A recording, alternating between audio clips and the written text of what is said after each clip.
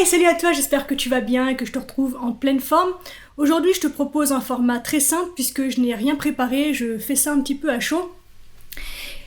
Un format dans lequel j'ai simplement envie d'ouvrir un débat, une conversation, un dialogue avec toi autour d'un sujet qui m'est venu lors du visionnage d'un film que je suis allée voir hier, donc le 31 octobre 2022. Je suis allée voir Simone, le voyage du siècle, donc un biopic réalisé par Olivier Dahan sur le destin incroyable de Simone Veil. Et il y a plusieurs questions qui me sont venues, ça m'a permis d'approfondir certaines réflexions que je pouvais avoir déjà, et il y en est une notamment que j'avais envie de partager avec toi et que j'avais envie d'ouvrir avec toi, c'est la notion de traumatisme. La notion de traumatisme, puisque je suis vraiment ressortie avec cette idée, cette conviction presque, j'ai envie de te dire, que tous les grands combats, quels qu'ils soient, peu importe la valeur qu'on leur accorde, donc entre guillemets qu'ils soient bons ou mauvais, sont bâtis sur des traumatismes.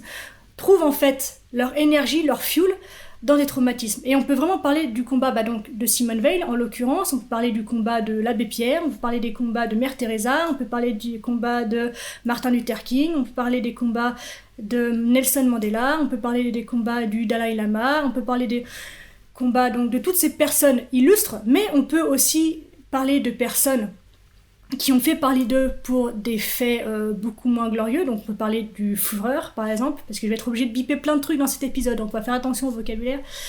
Mais il s'agit vraiment, alors, petite parenthèse ici, il ne s'agit vraiment pas ici de créer une échelle de valeur ou de souffrance plus ou moins grande selon les uns ou les autres, absolument pas du tout. Je suis pas là non plus pour faire de la politique. Ici, je sais pas si tu as écouté les autres épisodes du podcast, mais on parle beaucoup de non-dualité, donc on s'élève un petit peu au-delà de la sphère purement émotionnelle, donc je ne remets rien en question, ni les atrocités qui ont été causées dans certains contextes, et la vie ou la souffrance des autres dans ces mêmes contextes ou dans d'autres contextes. Il s'agit vraiment d'une ouverture, d'accord, d'un dialogue, d'un discours, d'un débat, mais aucune remise en question des souffrances ou des actes qui ont été commis. Je ferme ma parenthèse, mais je préfère que ce soit clair. Et donc, tout ça pour dire que ouais, voilà, la notion de traumatisme est inhérente, j'ai l'impression, à tous les grands changements. Et je me suis interrogée sur cette question, en fait, est-ce que tous les grands changements sont dépendants de telles souffrances ? Puisque, quelque part, si on part un petit peu dans quelque chose d'un peu non-duel, et donc, comme je te le disais, on s'élève un petit peu au-delà de la sphère purement émotionnelle, est-ce que Simone Veil aurait été Simone Veil, la Simone Veil entre guillemets, sans cette expérience par exemple dans les camps de concentration? Et encore une fois, je ne remets pas en question l'horreur de ce qu'elle a pu vivre là-bas, c'est juste inimaginable et j'ai le cœur lourd à chaque fois que je peux penser à ce que ces personnes ont pu vivre là-bas. Mais en même temps, où en serait aujourd'hui le combat pour la dignité des prisonniers, pour les droits de la femme en France et en Europe, si Simone Veil n'avait pas été réveillée, n'avait pas été secouée par son propre parcours. Et tous autant que nous sommes, en fait, je pense que le traumatisme peut être une véritable source de puissance, de force, de conviction, et donc de possibilité, de potentiel de changement, et en même temps, est-ce qu'il est systématiquement absolument nécessaire que tous les grands changements doivent reposer sur de telles souffrances. Et il y a une notion en plus que j'ai trouvé intéressante aussi dans ce film, c'est une notion, comment je pourrais dire ça, de différence entre imaginaire et réel, dans le sens où c'est un message qui est plusieurs fois diffusé dans le film, cette notion que en fait, les victimes, ou les criminels d'ailleurs, sont traités de la même façon, et ils font partie de ces personnes qu'on ne veut pas voir, qu'on ne veut pas entendre. Et donc toute la société se construit sur un déni, sur une omerta, co-créée par tous les acteurs de cette société. Et donc du coup, le réel devient imaginaire et l'imaginaire devient réel, dans le sens où la réalité est factice, elle est tue en fait, elle est cachée, elle est déniée, et l'imaginaire prend place en fait dans le quotidien et tout le monde s'en contente. Et je pense que le lien entre traumatisme imaginaire et réalité est extrêmement important dans le cadre d'un chemin de résilience, puisque finalement peu de personnes passent de la naissance à la mort sans faire l'expérience. de la manière dont un traumatisme colonise l'intimité au point de modifier carrément le paysage de la psyché. Tant d'expériences traumatiques peuvent secouer une vie, donc une guerre, des morts, des viols, une maltraitance, des accidents, des catastrophes naturelles, ou encore même le racisme, l'homophobie, l'harcèlement, l'intimidation, etc. Et encore, c'est une liste qui est extrêmement sommaire, et ça va faire beaucoup de censure. Et c'est super intéressant, tu vois d'ailleurs, que je sois obligée de censurer tous ces termes qui font justement partie de la réalité de beaucoup de monde, mais que pourtant il faut taire. Il faut taire parce que c'est choquant, il faut taire parce qu'on veut pas entendre ça, on veut pas que ça fasse partie de la réalité. Et donc quand on en parle, quand on l'expose, il faut qu'on se cache, il faut qu'on censure. C'est pas possible, ça ne passe pas. Donc rien que l'exercice que je fais là avec toi, il est super intéressant et nourrit un petit peu le discours que j'ai envie d'ouvrir, le dialogue que j'ai envie d'ouvrir avec toi aujourd'hui. Et donc, comme je l'ai dit, c'est une liste donc extrêmement sommaire. Et pourtant, même si vous avez la chance, entre guillemets, de pouvoir esquiver l'invasion d'un trauma dans votre vie, sa vicariante nous assure en fait de notre facilité à partager la façon dont son pouvoir peut transformer une vie en fait pour toujours. Parce que quand un événement traumatique, par exemple, se produit et qu'il ne se synthétise pas avec le reste d'une histoire de vie, les morceaux de mémoire non intégrés hantent le survivant. Exactement en fait de la même façon qu'un membre fantôme fait remonter la douleur d'un membre qui n'existe plus, ainsi que la vie de la victime avant l'intervention de l'accident qui a provoqué l'amputation par exemple. Donc la naissance d'un traumatisme s'accompagne de la création de son propre univers qui existe à côté de l'ordre régulier des choses en fait et qui exprime des faits à travers lesquels les histoires de vie sont normalisées, validées mais non valorisées. Dans cet autre monde, donc dans ce paysage de l'esprit, un survivant passe beaucoup de temps à y revivre non seulement ce qui s'est passé, mais également tout ce qui ne s'est pas produit. Donc échapper aux préjudices, faire face aux abus, retrouver un sentiment de sécurité. Donc en fait, toutes les victimes se retrouvent dans ce lieu un peu étrange et déconnecté du reste de la vie, et c'est un terrain qui est extrêmement fertile pour y faire pousser le chagrin, mais aussi, et c'est ça qui est incroyable, donc la créativité, l'origine du traumatisme, mais aussi ce qui l'efface. Et donc tout cela tend à rivaliser vivement avec ce qui ne peut plus être ou devenir, maintenant que ce bougre d'animal a revendiqué en fait son espace. Et je trouve que tout cela dans le film de Simone Weil donc est vraiment très bien représenté, cette notion en fait où le combat de Simone Weil est né dans ce paysage parallèle qu'elle a construit à l'intérieur d'elle-même à partir des atrocités qu'elle a vécues.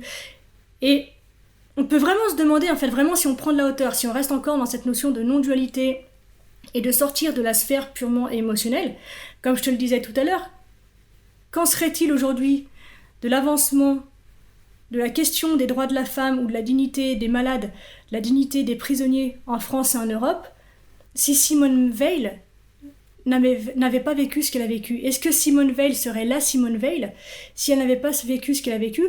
Et finalement, par-delà le bien et le mal, au-delà de ces notions en fait éthiques purement humaines, est-ce qu'il n'était pas nécessaire qu'on passe par là? Je mets des gros guillemets, il n'y a pas de conviction politique ou rien derrière, c'est une question, ok? Rien d'irrespectueux là-dedans, mais est-ce qu'il n'était pas nécessaire qu'on passe par là pour en arriver à ce qu'on a construit, ce qu'on a pu construire après ces événements-là?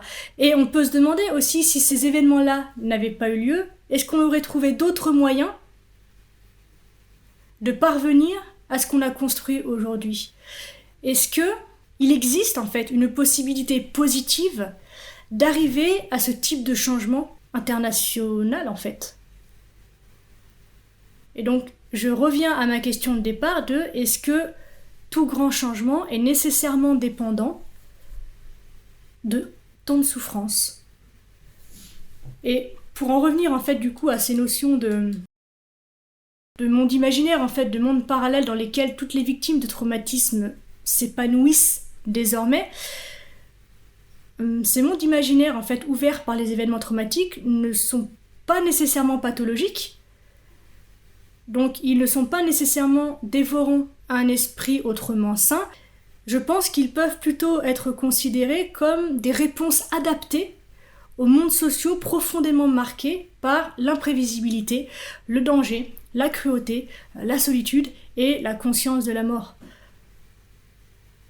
Dans des environnements en fait sains et prospères, les milieux imaginaires du trauma peuvent conduire à une expression personnelle créative, ainsi qu'à des solutions inimaginables, justement, aux menaces, changeant ainsi le survivant au traumatisme, mais aussi tout son entourage. Et donc, contrairement en fait à la vision du monde individualiste qui anime les démocraties entre guillemets capitalistes dans lesquelles nous vivons aujourd'hui, toute menace pour l'un d'entre nous en est une en fait pour nous tous. Et donc implicitement, eh bien, on sait que c'est une vérité. En tant qu'espèce, on a évolué, on a été conditionné dans le cadre de notre évolution, de notre maturation au fil des années. On a évolué pour être capable de lire les émotions, y compris les signes de récit incalculables d'un traumatisme. Donc un regard vague et lointain, des réponses monosyllabiques, le sentiment d'être aliéné par les préoccupations internes de l'autre. Ces mondes imaginaires, encore une fois, exigent de l'énergie, de l'attention pour y survivre et soutenir celles et ceux qui en sont prisonniers. Et tout le combat de Simone Weil, tel qu'il a été représenté dans ce film en tout cas, repose là-dessus, c'est-à-dire, il y a une phrase très juste, alors je la paraphrase bien sûr, où elle dit qu'en fait, la souffrance de l'autre, c'est son combat en fait. Et je pense qu'on peut aller plus loin dans le sens où sa résilience à elle était dépendante de cette relation à la souffrance de l'autre dans ce monde imaginaire qu'elle partageait avec ses autres. Et donc, l'élimination de cette connexion un peu particulière doit avoir évolué pour signifier une menace trop écrasante pour s'intégrer, à la fois avec le sentiment de possibilité de la personne et avec ce que le groupe social pourrait potentiellement absorber. Et pour pousser un peu cette histoire d'imaginaire, j'espère que c'est pas trop décousu parce que je suis en roue libre. Pour rebondir un petit peu sur cette histoire d'imaginaire, on se rend bien compte que toutes les légendes qui construisent les différentes cultures reposent sur ce lien entre traumatisme, on va dire, et créativité, puisque, par exemple, les figures mythologiques telles que Loki, donc dans la mythologie nordique, ou les tricksters dans la mythologie amérindienne, ou Krishna dans la mythologie hindoue, ou encore même Hermès dans une mythologie qui nous est plus proche, donc la mythologie grecque, donc par exemple, sont des symboles de mondes sociaux où le traumatisme joue un rôle actif dans le processus de création. Le trauma est vu à travers ces personnages-là comme une force qui détruit la vie, certes, mais qui est également une des plus grandes sources de motivation pour établir justement un changement personnel et social. Donc psychiquement, en fait, les organismes et les communautés comme les niches écologiques dont nous dépendons sont cycliques et sont forgés à coup d'intégration, mais aussi de désintégration, d'expansion et de contraction, et que cela finalement nous plaise ou non. Et ce flux naturel contraste fortement avec la civilisation moderne, où la création de l'histoire est axée sur une progression qui est linéaire, dont la ligne droite est tracée par un objectif. Tout ce qui interfère en fait avec le progrès, entre guillemets, est souvent réduit au silence, supprimé, refusé ou tout bonnement ignoré. On en revient à ce que je te disais en fait au début. Et pourtant, dans des communautés dynamiques, vibrantes, socialement liées et informées par la nature avec un grand N, le traumatisme n'est pas éliminé, lui. C'est plutôt l'affaire en fait des civilisations qui ont une forte implication dans le changement culturel et dans l'impact du traumatisme, mais aussi dans les histoires que nous racontons ou celles que nous choisissons justement de ne pas raconter sur la façon dont le traumatisme nous transforme de manière irréversible. Et j'ai une intuition là du coup qui me vient, c'est que Sans le corps, sans incarnation, le traumatisme perd ces aspects justement potentiellement transformateurs. Ma conjecture ici, c'est que notre civilisation moderne perpétue la mise en place de ce que je pourrais appeler des espaces dissociatifs, c'est-à-dire des lieux d'évasion psychologique stagnante qui ont remplacé les mondes imaginaires plus malléables ou transitoires qui, dans les sociétés bâties sur des mythes, comme on en parlait tout à l'heure, ont favorisé la réintégration des sensations et des sensibilités corporelles par des souvenirs traumatiques fragmentés. Alors que dans notre époque moderne, ces espaces dissociatifs font partie d'une longue histoire de pratiques narratives qui ignorent trop même j'ai envie de dire, trop largement la voix du corps. Des siècles de préoccupations axées sur le progrès et la suppression de l'impact traumatique ont pris la vie des histoires que nous avons racontées et que nous avons à raconter. Et en fait, de plus en plus, les histoires issues de trauma ne permettent plus de capter, de toucher l'esprit de l'auditeur et, pour le conteur, en fait, ne parviennent pas à retrouver le sens des connexions d'âme à âme indispensables, mais si souvent perdues à cause justement des traumatismes. Donc, tout comme nous sommes submergés par les notifications des différents réseaux dits sociaux qui nous inondent de faits traumatisants sans exiger de nous le moindre effort de connexion, donc c'est un comble quand même pour des réseaux dits sociaux, donc ils nous inondent de faits traumatisants qui plus est, sans exiger de nous le moindre effort de connexion, d'empathie, de compréhension, de recherche en fait, de profondeur, donc de cette fameuse connexion d'âme à âme. Et en plus, il n'exige pas non plus de notre part d'engagement vis-à-vis des nouvelles qui drachent le ciel d'Internet.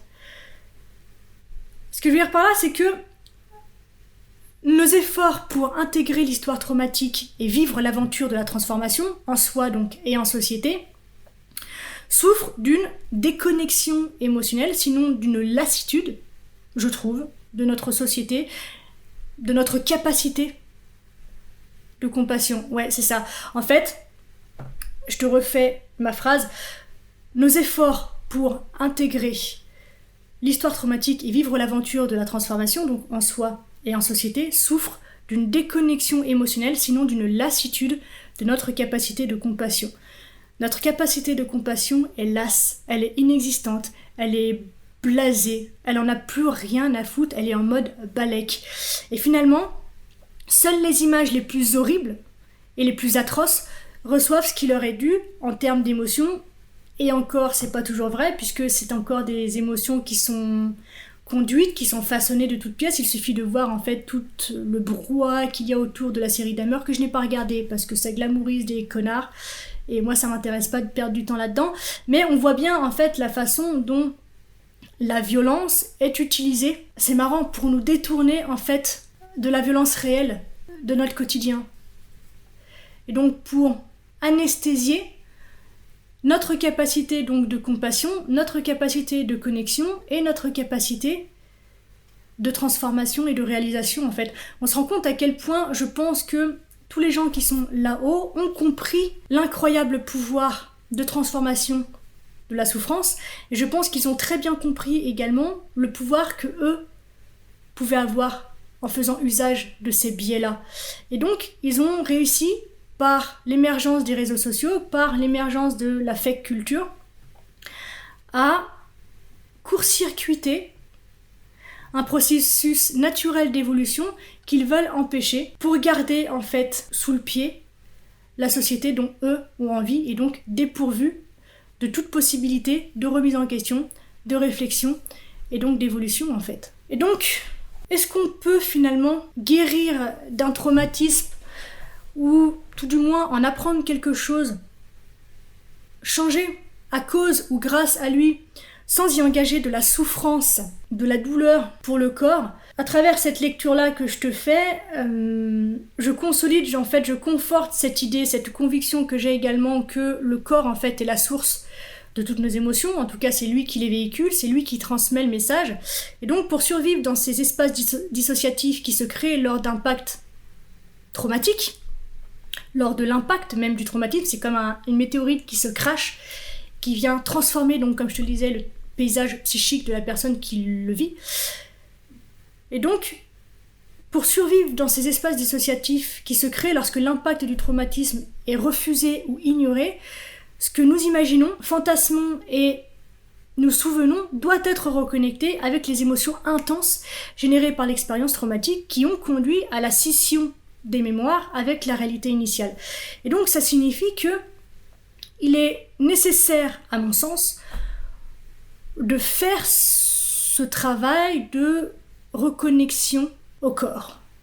Et je crois sincèrement profondément que lorsque nous ignorons le rôle du corps dans la détresse psychologique, on prend le risque de perdre des pratiques séculaires pour transformer la souffrance en un changement significatif et en un sentiment d'appartenance renouvelé.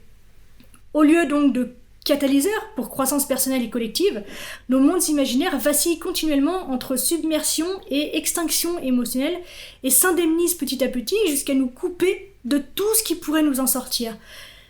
Alors, certes, dans ces mondes-là, il est possible d'échapper à la souffrance, mais à mes yeux, encore une fois, adopter une telle attitude, c'est douter qu'une transformation soit possible. Et douter qu'une transformation soit possible, c'est enrayer une fois de plus le processus de potentialité qui nous habite depuis l'impact de ce traumatisme. Donc, l'évasion prolongée dans ces mondes imaginaires, dans ces mondes parallèles, est, je pense, une menace importante pour notre capacité à ressentir. L'apathie et la peur d'espérer menacent de devenir la nouvelle norme, avec une dévalorisation de la vie dont le corps est le symbole le plus tangible. Donc voilà ce que je pouvais dire. Là, j'ai plus tellement d'idées pour l'instant là-dessus, donc je vais clore mon rôle ici, et puis je vais te laisser prendre le tien, donc dans l'espace commentaire ou directement sur les réseaux sociaux si tu souhaites qu'on aille plus en profondeur sur les sujets.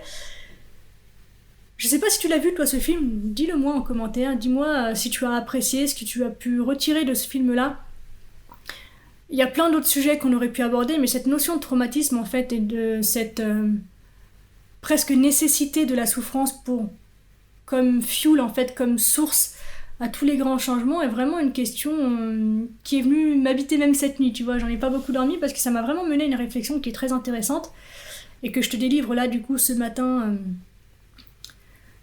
de la meilleure façon dont je le peux. Mais voilà, n'hésite pas à me dire toi si tu l'as vu, ce que tu as pu en tirer. Et il y a deux autres choses éventuellement que j'ai pu retirer de ce film. Déjà, comme je te l'ai dit tout à l'heure, c'est cette notion vraiment que les victimes et les criminels finalement sont traités de la même manière. Donc tout, comme je te l'ai exprimé au cours de mon discours précédent, que tout ce qui menace la norme, juste c'est tu en fait, il n'y a pas de différence. Et on voit bien que du point de vue de certaines façons dont les sujets peuvent être traités, en fait, les victimes et les agresseurs, entre guillemets, sont traités finalement de la même façon.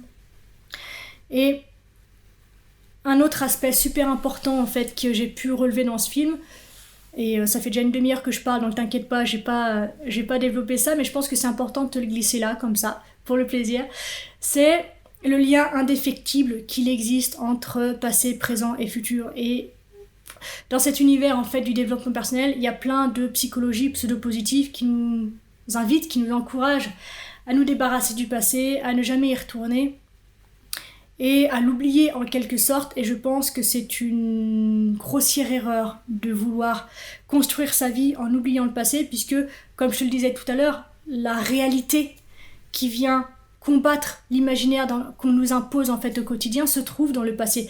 Alors, petite parenthèse ici encore, se trouve dans un passé qui a été travaillé, parce que lorsque c'est un passé qui est encore émotionnel, qui est encore du coup interprété sous le biais justement de nos propres filtres émotionnels et donc de toute l'histoire qu'on se raconte depuis des années, la réalité n'est peut-être pas si réelle que ça, mais lorsque l'on a pu prendre du recul sur ce passé et qu'il construit du coup, encore une fois, nos convictions, nos valeurs, nos filtres justement pour percevoir le monde, je pense qu'il est une réalité sur laquelle il est important de se tenir pour pouvoir vivre le présent correctement et surtout bâtir le futur. Et donc le lien entre les trois, est juste indéfectible.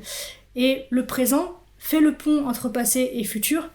Et sans la réalité dont on est issu, c'est impossible de prendre soin du présent et de construire le futur. Donc, je pense que ce film est aussi une invitation, c'était très tourné autour de l'exercice de mémoire, bien sûr, et de transmission de tout ça, puisqu'on glisse, c'est un des messages qui a été un peu politisé du film quand même, qu'on glisse vers une évolution,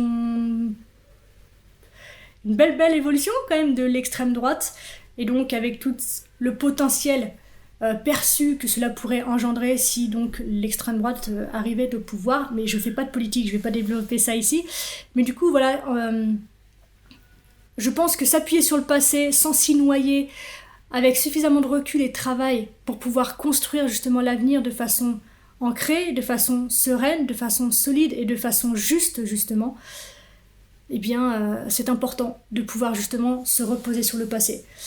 Et je pense que voilà, c'est un des gros autres messages du film. Donc c'est vraiment ce lien. Parce que le temps, en fait, l'histoire n'est pas linéaire. Tout est là, tout le temps. Et il s'agit justement de ce qu'on fait maintenant, à partir d'hier, pour construire demain qui est important. Voilà, je pense que j'ai dit tout ce que j'avais envie de dire une fois encore. J'espère que c'est pas trop décousu. J'attends donc en commentaire ou en message privé sur Instagram ou sur Facebook. Je te mets tout ça dans la description de l'épisode pour que tu puisses me contacter si tu en as envie. Dis-moi si tu as vu le film, dis-moi ce que tu en as tiré, dis-moi ce que tu as aimé, dis-moi, je veux tout savoir de toi. Voilà, je pense que j'ai fait le tour de la question pour aujourd'hui. Si tu as aimé cet épisode, si tu penses qu'il est intéressant, si tu aimes mon travail même de manière générale, même si tu n'as pas forcément aimé celui d'aujourd'hui, je t'invite à liker, à partager, à mettre un commentaire. J'ai vu qu'on pouvait le faire maintenant sur Apple Podcast, sur Spotify, je sais pas si on peut le faire sur Deezer. Mais voilà, n'hésite pas à interagir avec le contenu pour faire grandir l'espace avec lequel il interagit, pour qu'il puisse être en contact avec de plus en plus de personnes et qu'on puisse peut-être diffuser plus largement ce genre d'idées qu'on n'entend pas, puisque justement il faut que je censure, donc comme je dis, la moitié de l'épisode. Donc s'il faut que je censure, je ne serai pas mise en avant de manière algorithmique. Donc la seule action qui peut changer la chose, c'est la tienne. Ça te prend une demi-seconde et ça peut changer beaucoup de choses pour moi et pour les personnes qui recevront ce message. Donc, on compte sur vous. Je te souhaite une très très très très belle fin de journée. Je nous aime. À la revoyure.